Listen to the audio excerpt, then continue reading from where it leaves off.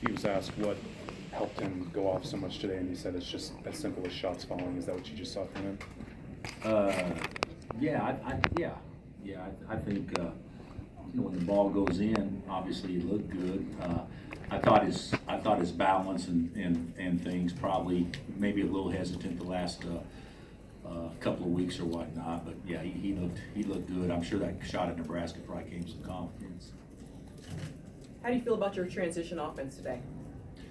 I thought it's pretty good. It's a little misleading a lot of times when you shoot so many threes in transition, but when the ball goes in, it obviously looks good. But I thought it was pretty good. I thought we ran the floor pretty well.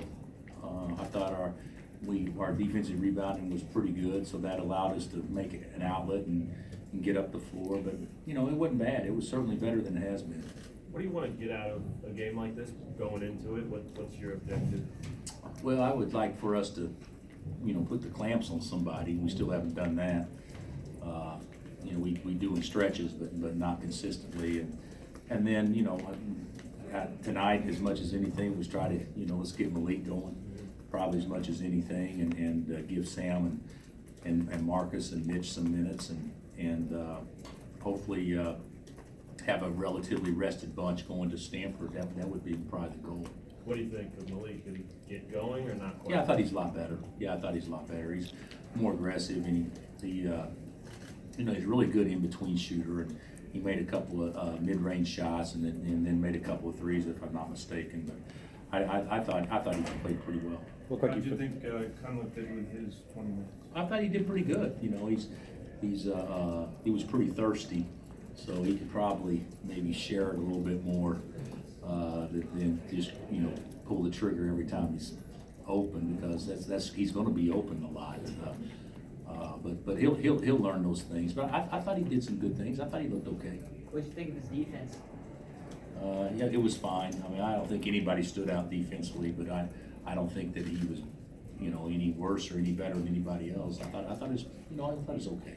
Mykhailiuk had a couple of extra pass type plays, especially in the first half. I mean, is that a sign of him kind of getting it a little more, or not quite there? Or what do you think? Yeah, maybe. In transition is where he struggles to me the most, of not getting the ball out of his hands. Just like the play, he's got LaGerald wide open in the corner, and he wants to catch it and bounce it instead of just look ahead and pitch ahead. But yeah, I thought he was better. He's been called for like 3 or 4 walks in the last 2 games, and he's got to get better at that. But yeah, I thought he did fine. I thought he played pretty well. Doak with back-to-back double-doubles. Has he turned the corner? Are you staying very grinchy on him? Grinchy. I would say I haven't been grinchy in the last 36 hours, but I could probably go back real easily. But I thought Doak did fine. He only played 22 minutes and didn't get a lot of touches early, but I thought his moves were fairly quick, and made a couple of good moves where he didn't convert. But I thought he did fine. He leaks out on rebounds, things like that. When he forgets that he's the only big guy we have, which I think is frustrating. But certainly, I thought the whole team shared it pretty good. Do you see Gus coming from Svea after his game winner last game? Well, I think he's always capable of making shots. He's a terrific shooter. So, did I see it coming? I would say that I saw him being more confident after the Nebraska game. So, How does this fit in the schedule? You obviously had those bigger name opponents, and then Thursday you got that again, and then Big 12 play. But this one's kind of sandwiched right in there. Is that a good thing? Yeah, I think it's a good thing. I think it's a good thing. We said our schedule just started. When we played Syracuse, and that was basically the truth. And then we had we've actually played pretty consistently well this year, except for back-to-back games. I mean, a 4-day stretch when we weren't very good, but other than that, we played fairly consistently well, and but it helps. Sometimes it looks so much better than what it is when you shoot the ball like that, and you can go back and show them tape and say all they did was miss the same shots that we made, and although that's not all, but and I know shooting is a huge part of the game, but we still got to take more pride in understanding that even if they got off a good shot and they missed, that's not good defense. We just got lucky. Did you talk to their coach at all? It's unusual for a team to play like 27 hours before they come into this. No, I didn't talk to them about that, but they won easy yesterday, so I don't think they played a lot of folks many minutes, at least looking at the box, the box score. But I think that there was a scheduling blunder, and I don't know the details on it, but I don't think that's what they had intended to do, and somehow there was a blunder, and that's the way it ended up. Sam's first dunk on the lob from Devontae, does that kind of highlight his athleticism? Yeah, he's a good athlete. I don't think that highlights it. He's a lot more, he can look a lot more athletic than that. But he is an explosive athlete, very powerful. What did you think of James? I thought he did fine. Yeah, he did good. You know, he points per minute, he led the team in scoring. But I thought he did good for a guy that doesn't know what he's doing at all. I asked him, hey, can you do this? And he said, I don't know any of it. And I said, well, just ball screen and run to the rim. And he did, and he ended up getting a couple of baskets. How does good passing make a good shooting team into a great shooting team? I think good passing can make bad to average, and average to pretty good, and pretty good to good, and good to great, and on time, on target. When you can really pass the ball and you can move it, guys are getting, less contested shots and those sorts of things. So I would say your percentages would go up a lot because of rhythm, a lot of times because you know where you're going to get it. A lot of times you know that the guy found you, so you'll make sure you find him the next time. Whereas I do think players think, well, he didn't get it to me on time, on target, then maybe I won't get it to him on time, on target. I think there's some examples of that. So, obviously a good pass leads to a good shot. That's an old coaching saying, and I do think that's true.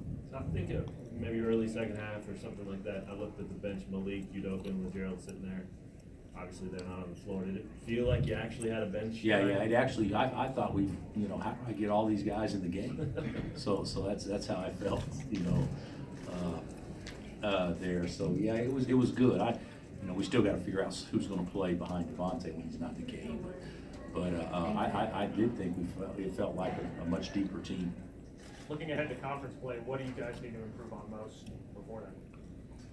Oh, a little bit of everything. Obviously, our first shot defense can get better, and defensive rebound can always get better. One of the biggest things, we got to shoot some free throws. Guys, we don't shoot any free throws. I don't know where we rank nationally, but I was told somebody told me what they said it was. Is it 350 out of 351?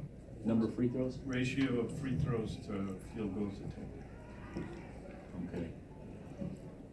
Which I guess that's a legitimate stat. I've never heard of that one before, but yeah, we shoot so little free throws, and a lot of it's that we shoot perimeter jumpers. But you stop and think about it. We're playing a man on Thursday. I think Stanford's game is Thursday, isn't it? Yeah. He shot. I think he was 19 to 22 from the line last year against us. And wasn't it 19 to 22? Yep. And this year he shot 102 free throws, and we shot 132 as a team. He shot 102. I mean, so it's you better shoot a good percentage because you're not getting to the line ever. And, who drives it for us to get in there? I mean, Devontae does a little bit, but he's not like Frank, and nobody's like Josh, and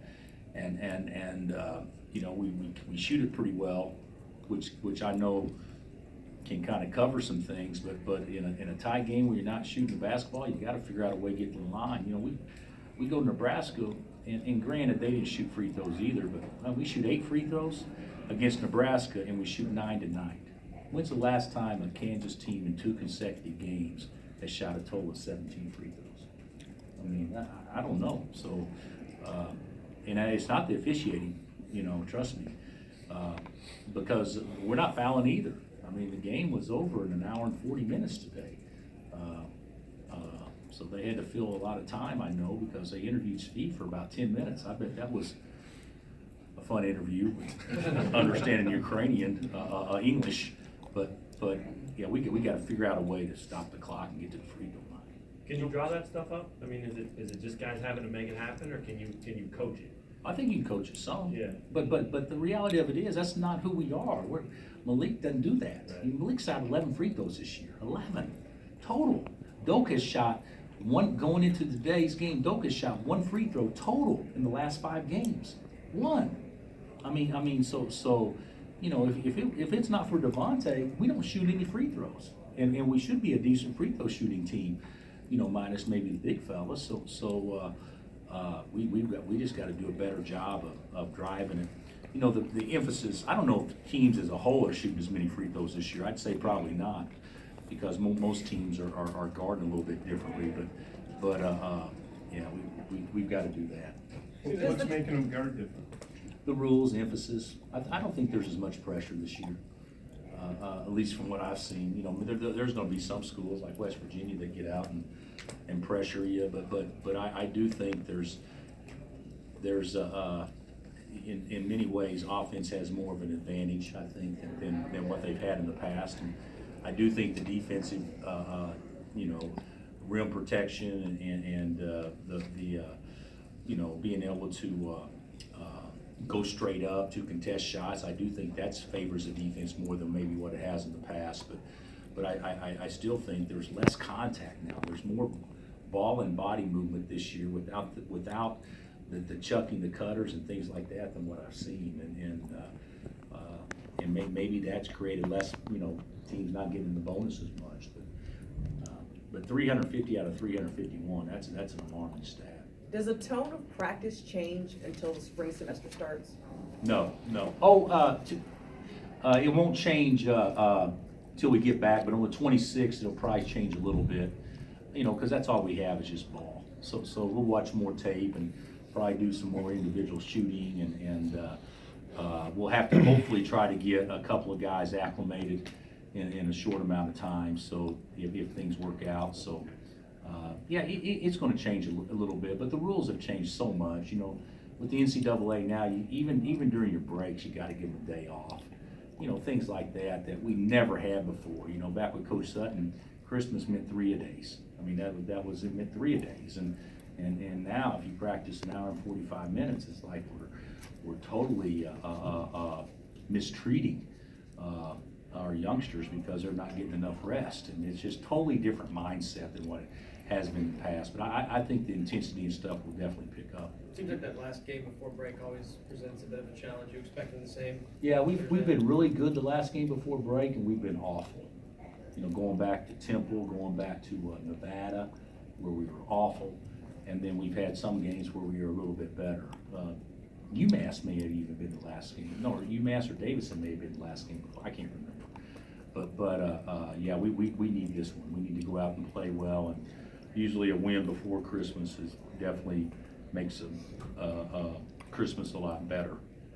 And I'm sure Stanford's saying the same thing. Any new developments on Billy at all? No.